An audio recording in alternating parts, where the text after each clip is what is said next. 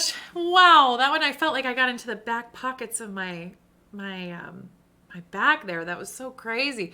Okay, so I like that exercise for two reasons. One, I can really hear my exhale on that S, okay? So it really helps me to feel the torque that I'm capable of on that S, but it also helps me sort of engage in a longer and longer exhalation, which is really, really important. And the other reason I like that exercise is because why is it? Oh, because when I breathe in and then exhale on that S, I'm sending the air out through my cheekbones. I'm just looking at myself right now as I describe this. That S keeps things nice and lifted going through the cheekbones, through the nostrils. And that's what I really like. I like to keep a nice lift in my sound into the soft palate. So this S, the S, by virtue of what it is, I have to lift these cheekbones, okay?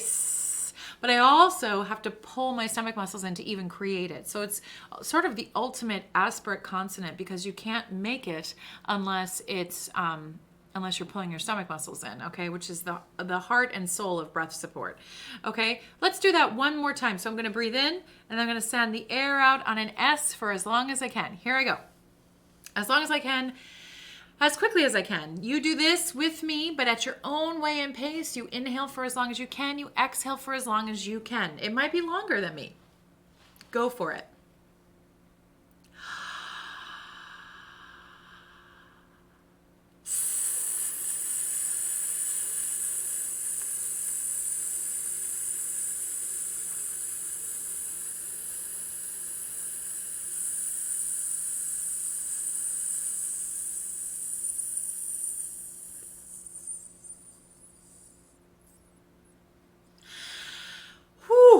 Yes. So I also like that because it really helps us to feel what the stomach muscles are supposed to do on legato. Legato is long and connected, okay? And that is what our breath is supposed to do on legato. It's supposed to stay consistently pulling in. Okay. Now I'm going to do a little lip buzzing. Lip buzzing is when I go like this. I've done this in a few lessons before, so you can join me if you'd like. I think I'm going to make it,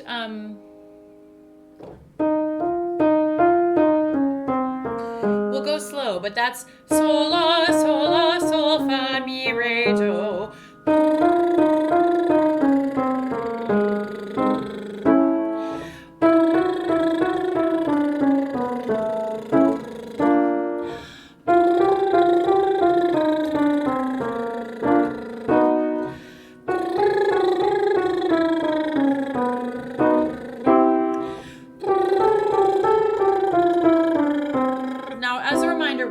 Buzzing because if I'm flapping my lips like that, it's actually because I'm pulling my stomach muscles in consistently and sending the air out through the lips, making them flap that way. So it actually has nothing to do with the lips and everything to do with breath support. And then if I sing a scale on it like this one, I know that my scale in that moment is on breath support. Okay, so this is literally a template that's helping my body set up what it's supposed to do.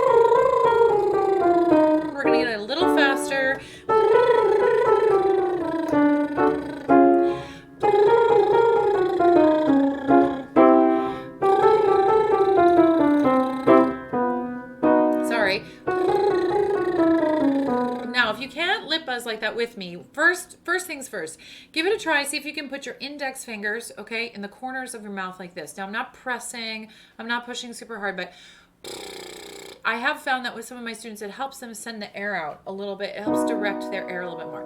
If you cannot do that, then you can just do the sol, la, sol, fa, mi, re, do. You can sing the solfege. You can do it on me,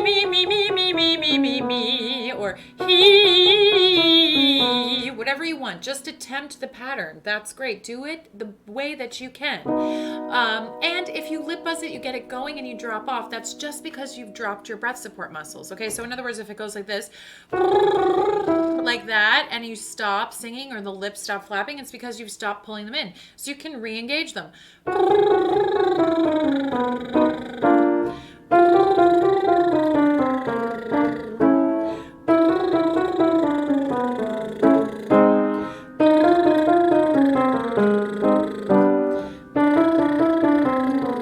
Oh, I forgot what key we're in.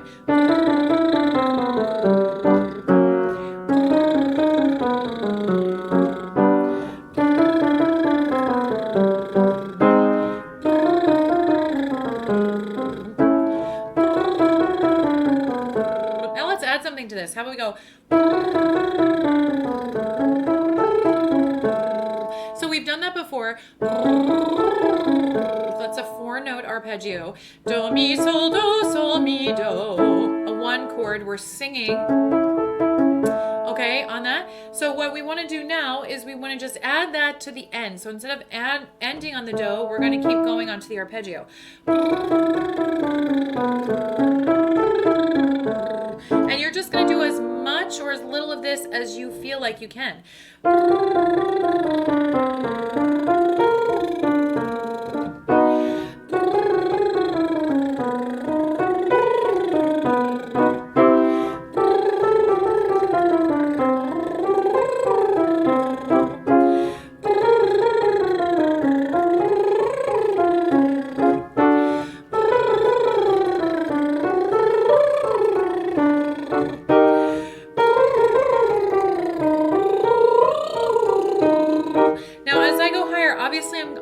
So I'm going to add a top do to my sound, which is going to add some extension to my sound. I'm going to end up in my high notes, okay? So when I pop up there, my lip buzz, and this is true in the middle and low too, but it's definitely true in the high. The lip buzz doesn't need to be large. It's just tiny.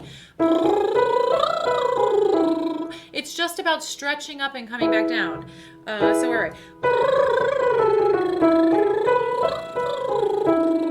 That wasn't very good because I didn't actually vocalize on that note that time. I don't know if you heard me do that. But it was probably because there wasn't enough space, quite honestly, because I am doing this with my mouth closed. But I think that my soft palate is lifted when I do that.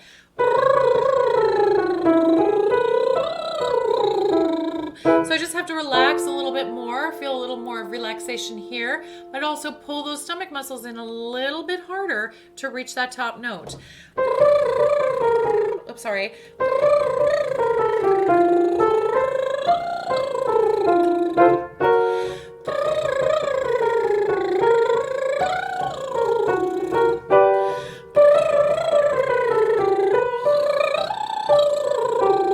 Now, if you notice on that last one when I was doing it, my lips stopped flapping for like infinitesimally for a minute. That's because my support dropped.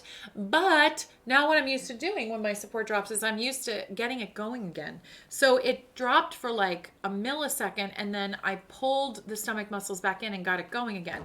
You can do that too. You don't have to toss the entire scale away. And in fact, if you're in a song and you're doing this, that's the best way to get your song on breath support is if you're singing Rudolph later today and we do it on lip buzzing, which we might, and I take a breath and I come in and then my breathing stops or the lips stop flapping, it doesn't mean that I have to stop singing. What it means is that I have to re-engage my support, okay? Here we are.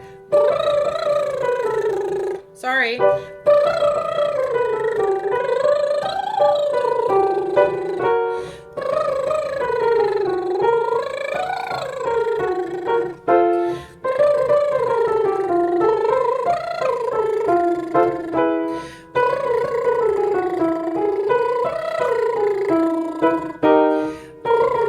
Oops.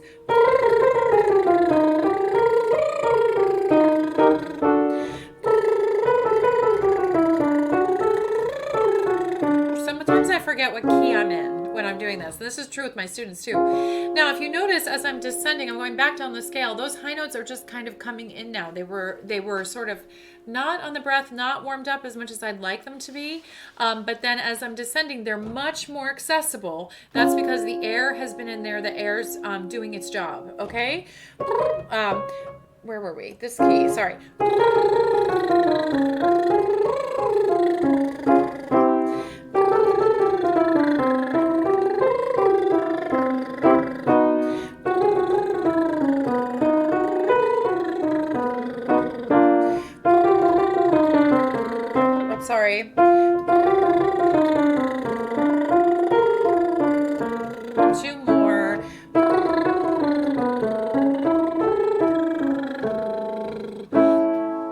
Okay, great. So now what we're going to do,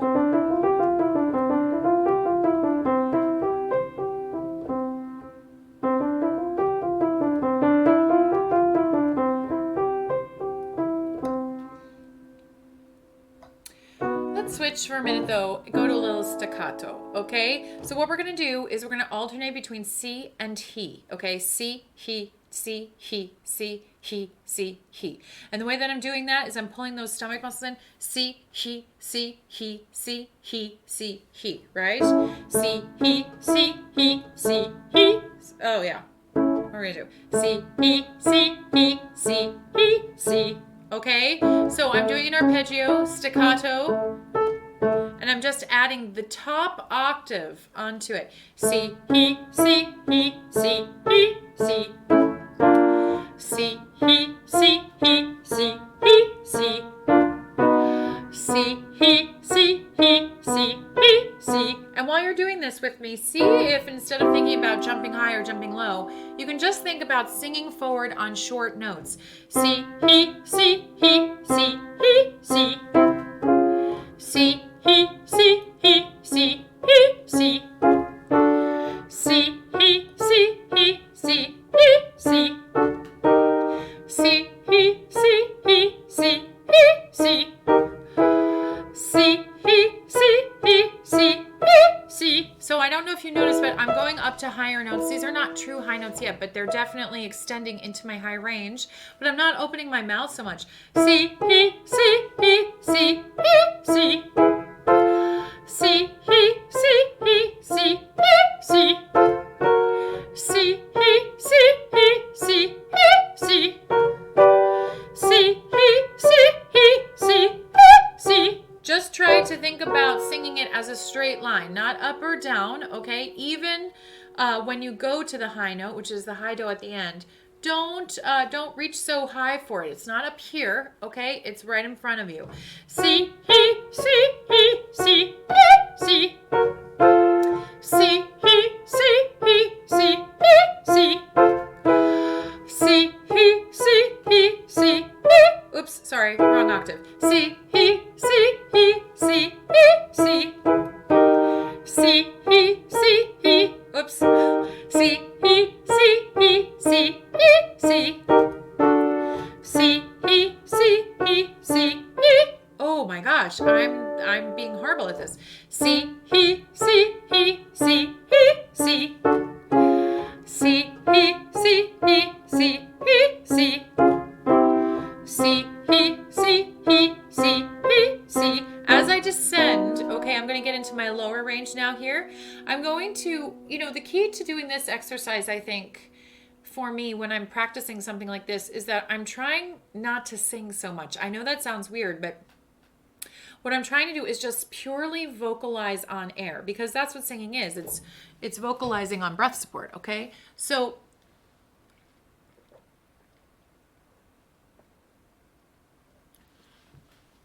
what I'm trying to do in a moment like this is almost like I'm speaking. C, he, C, he, C, he, C. Okay, especially as I get lower. C, he, C, he, C, he, C. C, he, C, he, C, he, C. I forgot where I was again. C, he, C, he, C, he, C. C, he, C, he, C, he, C. And the way I'm getting the breath involved is by pulling those stomach muscles in on those consonants. So the S and the H alternating are helping to get the vowel onto the air, okay? I pull those stomach muscles in and then I release them quickly. So I let it go, and that's what makes it short and disconnected, okay? Let's go back up and do this one again. C, he, C, he, C, he, C. C, he, oops. C, he, C, he, C, he, C. C, he, C, he, C, he, C. I'm working really hard on an E vowel not to get it muscling in the back of my throat. I sing E a lot because I have a big voice and I really like it. It helps magnetize my voice forward. But E can also end up getting kind of muscled in my voice, which I have to be really careful about as a singer. So, because we don't want any musculature involved. The only thing that's involved is just nice relaxed throat and breath support, no musculature. So I want to be careful of that, and that's why I'm using this si, he, so that the air is just sort of passing through on that vowel. Si, he, si, he, si, he, si. Si, he, si, he, si, he, si. Si, he, si, he, si, he, si. Si, he, si, he, si, he, si. Si, he, si, he, si, he, si. Si, he, si, he, si, he. Sorry, I did that again. Si, he, si, he, si, he, si. Si, he, si, he, si, he, si. Okay, so now what I'm going to do is, I do like that because it's keeping it nice and lifted for me, which is great.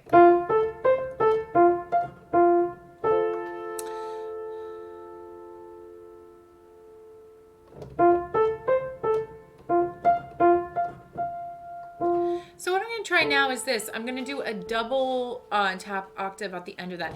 Si, he, si, he, he. Okay, and I'm just going to kind of sigh off of it a little bit. Now, in order for me to do that,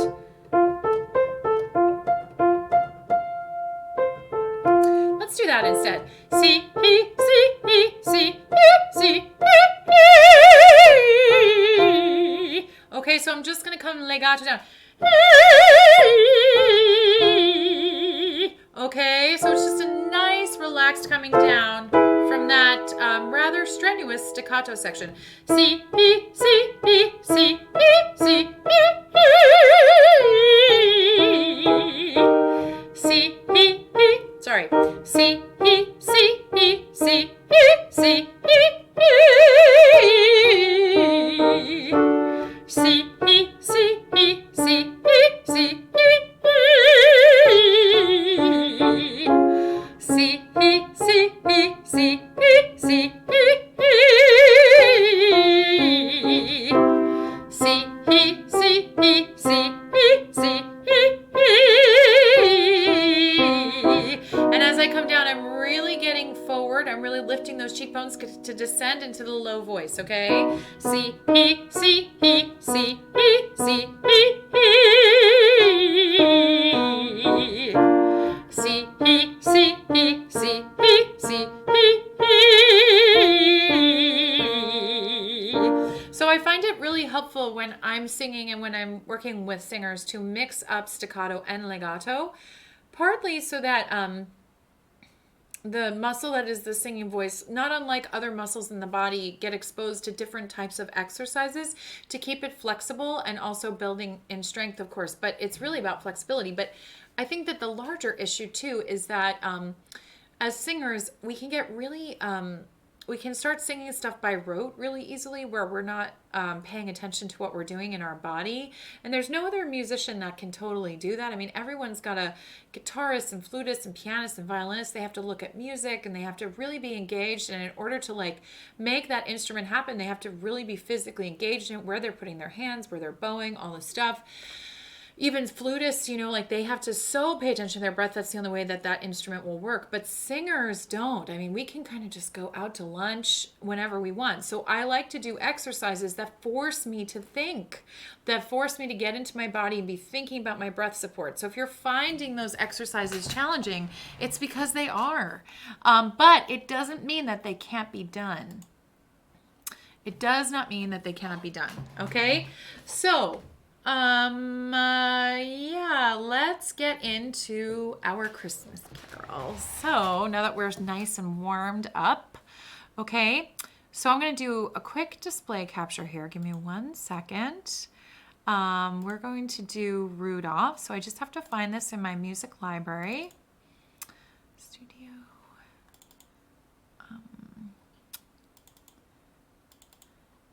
Rudolph. I have 2 different versions of Rudolph. One's like,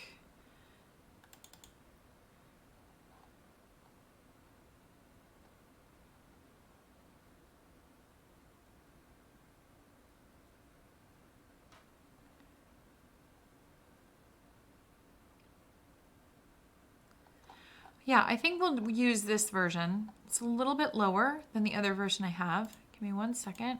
I'm going to just capture this.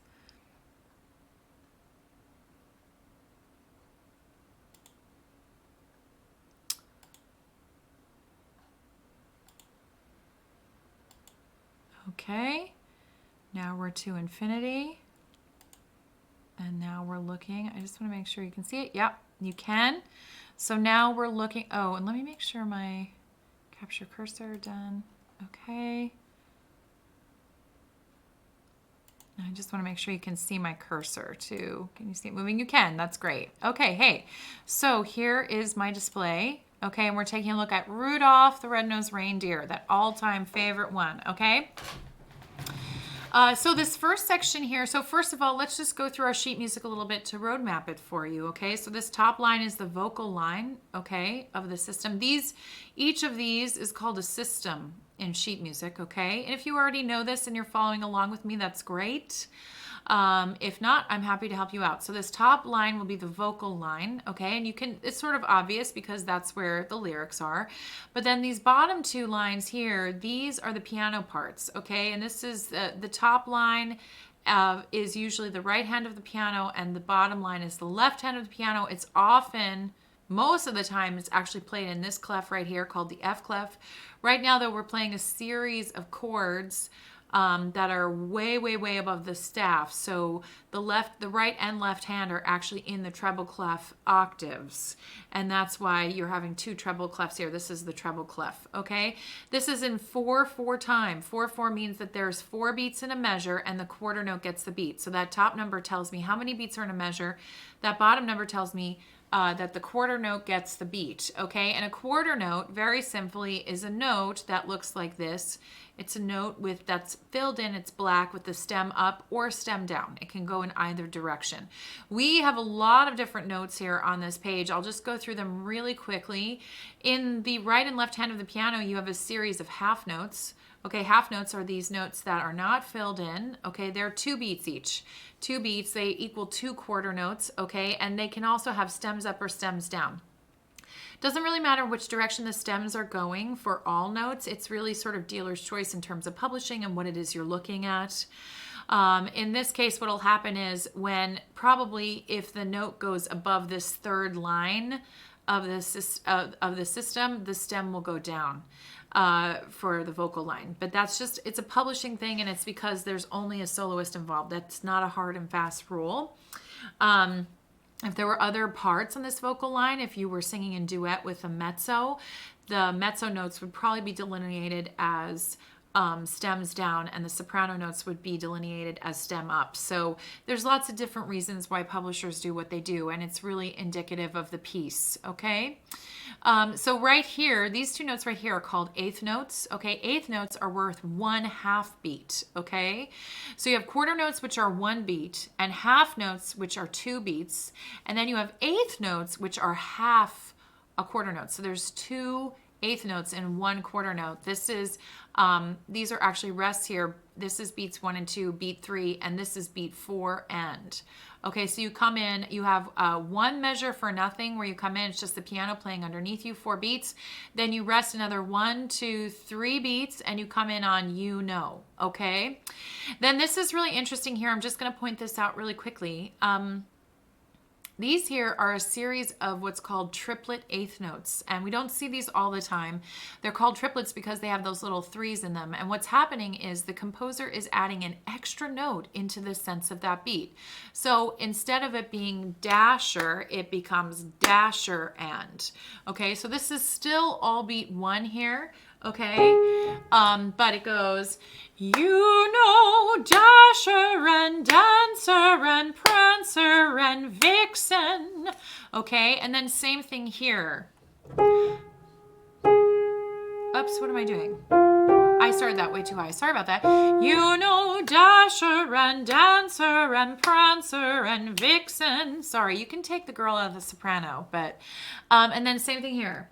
Comet and Cupid and Donner and Blitzen. And a really easy way to think about a triplet in terms of its sense of meter is just by saying the word triplet, triplet. That's the way we learned it in music school.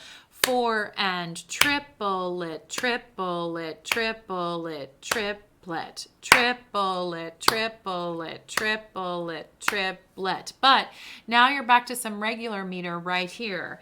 But do you recall the most famous reindeer of all? Now this is very interesting here because we have another set of triplets, but it is not triplet eighth notes. Eighth notes are delineated by this type of barring together. They can be barred together like this, or they can have flags on them like that. They can be barred like this. They always have one bar, okay? And again, stem and bar could go up or down, okay? So they have a couple different ways. Right here we have just duple eighth notes, basically 1 and 2 and 3, beat 3. So this is 1 and 2 and. And the reason I'm saying that and is because eighth notes are half beats, okay? So these first 2 eighth notes are equal to beat 1. Okay, these second 2 eighth notes are equal to beat 2, and then beat 3 is right here, okay? And then this is beat 4. This is an eighth note rest right here, and here's another eighth note where you come in. So this is and 1, okay?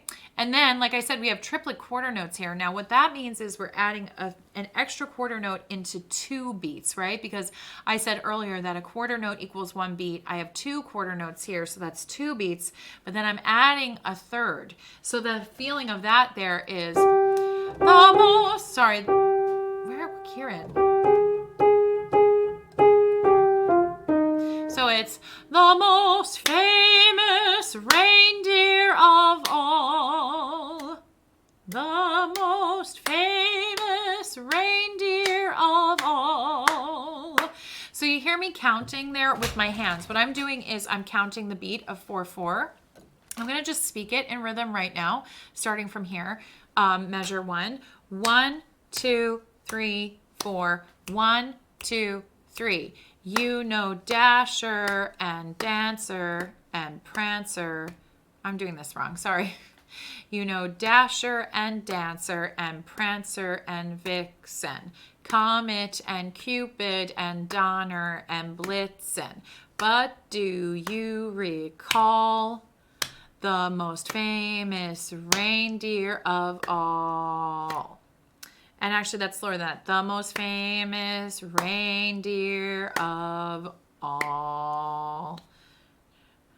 Okay, so that's what's going on there. Okay, we're going to do it again, speaking in rhythm. So I'm counting beats 1, 2, 3, 4, 1, 2, 3, and then I come in here on 4 end.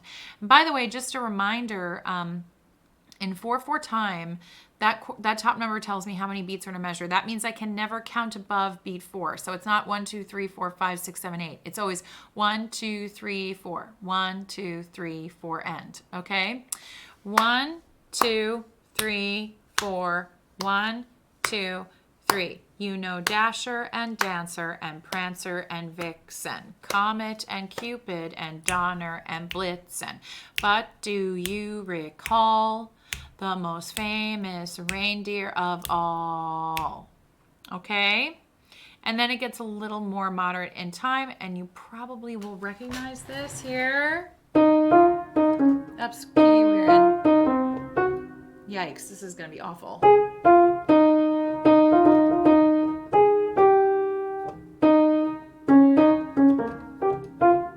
Okay, but let's take it from this top. So this first section goes, you know Dasher and Dancer and Prancer and Vixen. Oh, that's different. That's different. Sometimes they change that stuff. You know Dasher and Dancer and Prancer and Vixen, Comet and Cupid and Donner and Blitzen. I've never really heard it. Wait. Hold on one second. You know Dasher and Dancer and Prancer and Vixen.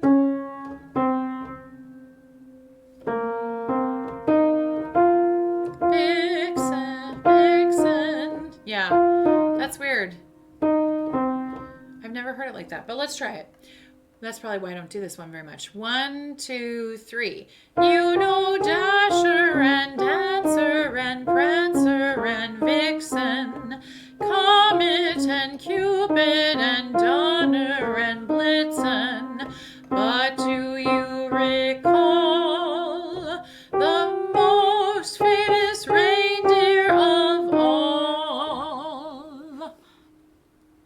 Okay, and then here we are at the top of page 2. So we have some eighth notes.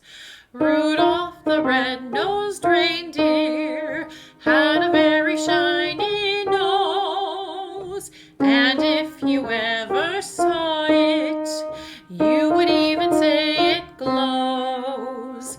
All of the other reindeer used to laugh and call him names. They never let poor Rudolph join in any reindeer games.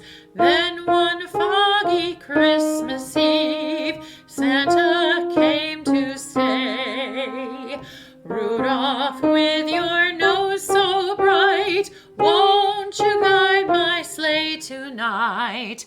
Then how the reindeer loved him as they shouted out with glee, Rudolph the red-nosed reindeer, you'll go down in history. Now, look at this. It goes back. So this right here, okay, so we just sang through Rudolph. That was super fun. But look at this here. This here is a bracket, okay, right here, and it says 1 and 2.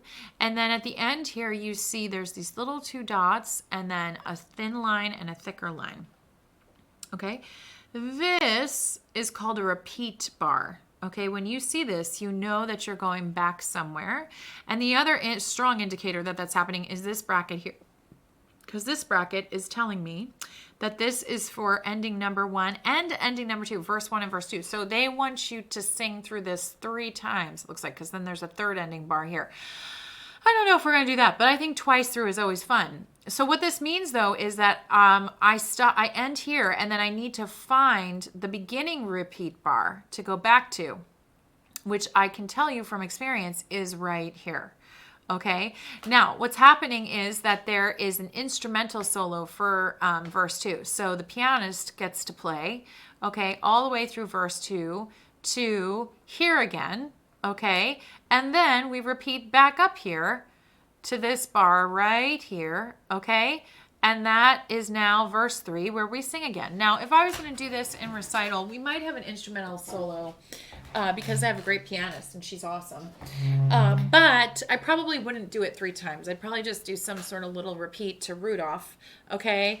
And then the singer would come in at something like Then One Foggy Christmas Eve. But let's just sing it because it's fun and, you know, Christmas is coming. Here we go. Rudolph the Red-Nosed Reindeer. 1, 2, 3. And this is the second time through, so we're going to take the third ending, okay, which will be the ending of the song. 1, 2, 3, 4. Rudolph the red-nosed reindeer had a very shiny nose, and if you ever saw it, you would even say it glows. All of the other reindeer used to laugh and call him names. They never let poor Rudolph join in any reindeer games, my bad. Then one foggy Christmas Eve, Santa came to say, Rudolph, with your nose so bright, won't you guide my sleigh tonight? Then how the reindeer loved him as they shouted out with glee, Rudolph the red-nosed reindeer, you'll go down in history. Also, they should have slowed this down here. I mean, it's composed on 8th notes, but you could slow it down a little bit to quarter notes. You'll go down in history.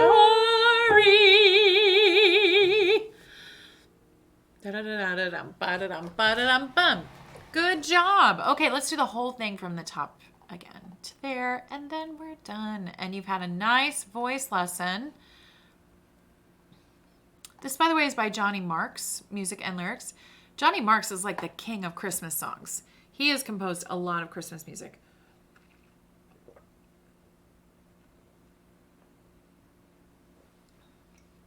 Now, I went with this one because it's slightly lower. I have another version of, Rudolph that is, let's see here, that is, I think, a little bit higher. And the sheet music is messy. That's what I will say. But it's sort of interesting to take a look at because it does force you to look. Here it is, group version. Yeah, so this one has totally different rhythm in it. And it sings it the way the other version was. Let me just make sure you're seeing this really quick. Maybe we'll take a look at this one. So this one is slightly higher. It's a major third higher. It's in the key of C. Okay, so we went from A flat to the key of C. We're still in 4/4 time. Okay, and we have 1, 2, 3, 4 measures before we come in. No vocal line on the entrance here, so it's just the piano part up here. Also, I just really like this because there's a reindeer. Isn't it pretty? But here you go. Comes in verse, Dasher and Dancer and Prancer and Vixen, but there's no triplets here. Okay, so we've got eighth notes and eighth note to a quarter, but no triplets. Dasher and Dancer and Prancer and Vixen, Comet and Cupid and Donner and Blitzen. But do you recall the most famous reindeer of all? Okay, now this one roadmap is a little bit different. So we have those repeat bars like we were talking about earlier, okay, and the rhythm here is very similar, but it's a little more crushed. I don't know if you can see this, but it's more crushed. So you sing Rudolph the Red-Nosed Reindeer had a very shiny nose. And if you ever saw it, you could even say it glows. This is ending 1. Here's your repeat bar. You're going back to here where your second verse is. All of the other reindeer, by the way, it's reindeer. I'm just going to point that out, not reindeers. In fact, I cannot believe this. Reindeer can be singular and plural. And I hate to be a snob, but I actually heard Nat King Cole say reindeers in one of his Christmas recordings, saying I couldn't believe it. I felt bizarrely betrayed. I love Nat King Cole. He's my favorite. But it's not reindeers, it's reindeer. Reindeer and reindeer, singular and plural. Okay, all of the other reindeer used to laugh and call him names. They never let poor Rudolph. Now we're going to take the second ending. So we're jumping to here. Join in any reindeer games, okay? So I'm just going to go through that one more time. Verse 1 starts up here. Here's your repeat bar, so you know you're going to be coming back here at some point. Rudolph the Red-Nosed Reindeer had a very shiny nose. And if you ever saw it, you could even say it glows. There's your repeat bar. We're at the end of ending 1 here because of this bracket. So now we're jumping back up here. All of the other reindeer used to laugh and call him names. They never let poor Rudolph. Then you're going to jump down to here, which is a little less intuitive than the other score setup, but it's just to give you an idea. Join in any reindeer games, okay? Then we have our bridge section. Then one foggy Christmas Eve, Santa came to say, Rudolph with your nose so bright, won't you guide my sleigh tonight? By the way, these little dots up here, okay, those are staccato marking, and that dash is a tenuto, okay, which means accent. So staccato is that short and disconnected. So they want you to short, and then accent here. So, Rudolph with your nose so bright. Okay, and then it's, won't you guide my sleigh tonight? And then you have some more staccato here. Then how the reindeer, I was going to say the neighbors.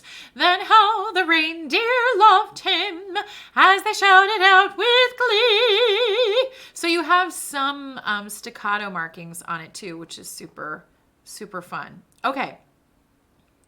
So now what we're going to do is, I don't know if you can hear this, but maybe I can pull the accompaniment. I have accompaniment for this version. So we can sing it together with the accompaniment. Sorry,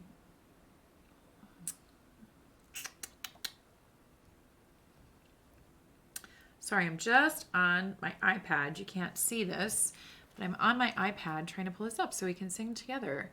I was thinking we could learn a Christmas carol in every class between now and, Christmas. And then maybe have like a whole caroling session the Monday before Christmas on the 21st. I thought that would be really super fun, where it's just singing Christmas carols. Here we go. Okay. So I'm going to hold this up. I'm going to make sure the volume's all the way up. I'm going to hold it up to the mic so you can hear it. Okay.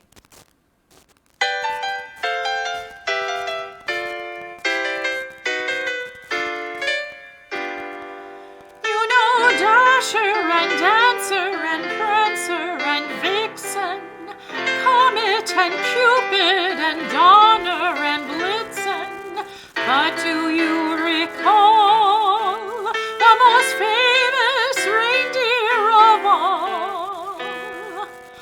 Rudolph the red-nosed reindeer had a very shiny nose, and if you ever saw it, you could even say it glows. Back up to the top. All of the other reindeer used to laugh and call him names. They never let poor Rudolph, second ending, join in any reindeer games. Then one foggy Christmas Eve, Santa came to say, Rudolph, with your nose so bright, won't you guide my sleigh tonight? Then how the reindeer loved him as they shouted out with glee, Rudolph the red-nosed reindeer, you'll go down in history. Back to the beginning. This is where we might have an instrumental solo, but you can sing if you want.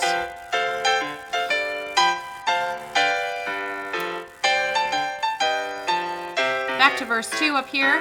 All of the other reindeer used to laugh and call him names. They never let poor Rudolph join in any reindeer games. Then one foggy Christmas Eve, Santa came to say, Rudolph, with your nose so bright, won't you guide my sleigh tonight? Then how the reindeer loved him as they shouted out with glee. Big finish coming. Rudolph the red-nosed reindeer, you'll go down in history. Triplets. There's some triplet eighth notes. Well done. Well done if you sang along with me on that. Oh, sorry. Hold on. Okay. Let's come back here. Turn this off. Turn this off. Okay. Hi, I'm back. Hey, good job. You know what? That made me feel so much better. I'm just checking a couple of things. I want to make sure, I've had an experience where I was teaching and somebody chatted me and I couldn't reach out to them and I felt so bad about it. So I try to refresh the chat a couple times. Anyway, so this was a nice lesson back. I'll make a note that we worked on Rudolph and then maybe on Monday. I am not going to work on Jingle Bells. I'm just going to put that out there right now. In addition to hating that song, it's actually got some kind of racist background and it was never even really composed for Christmas. It's often associated with Thanksgiving, believe it or not. So we're not going to do that one. But maybe the next one we'll do something along the Rudolph kind of line. So like Frosty the Snowman, Have a Holly Jolly Christmas. We're going to do a lot of them. Okay, Deck the Halls. Deck the Halls is so much fun. And there's a good mezzo part or harmony part in that too if you want to learn that with me. So we're going to be learning Christmas carols this whole month in addition to doing exercises on Sing With Me. And then on the 21st, we're going to just have a caroling sing-along to enjoy the holiday together. I might also throw a couple of Hanukkah songs in because there are some great Hanukkah songs out there that are super fun. And Hanukkah starts on December 10th, I think. So join me. Come sing with me. Come play. We'll do exercises. We'll do breathing. And we're going to sing together and sing some really great songs to enjoy this very strange time we're all in. So I want you all to stay safe and to stay well. I'm sending you lots of love and high notes from the Hummingbird Conservatory. I'll see you guys on Monday. Take care.